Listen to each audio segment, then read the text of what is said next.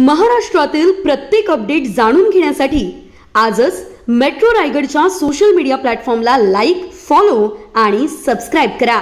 अलिबाग समुद्रकिनारी सुरू असलेल्या मत्स्यालयाच्या कामाची नगराध्यक्ष अक्षया नमिता प्रशांत नाईक यांनी नुकतीच पाहणी केली.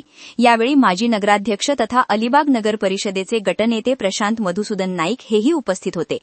सदर मत्स्यालयाचे काम काही तांत्रिक अडचणींमुळे गेल्या काही काळापासून बंद होते. मात्र आता त्या अडचणी दूर करण्यात आल्या असून काम पुन्हा जोमाने सुरू करण्यात आले आहे.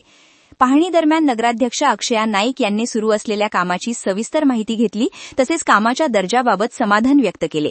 नागरिकांना लवकरात लवकर या सुविधेचा लाभ मिळावा यासाठी काम ठरलेल्या वेळेत व दर्जेदार पद्धतीने पूर्ण करण्याच्या स्पष्ट सूचना संबंधित कंत्राटदारास देण्यात आल्या.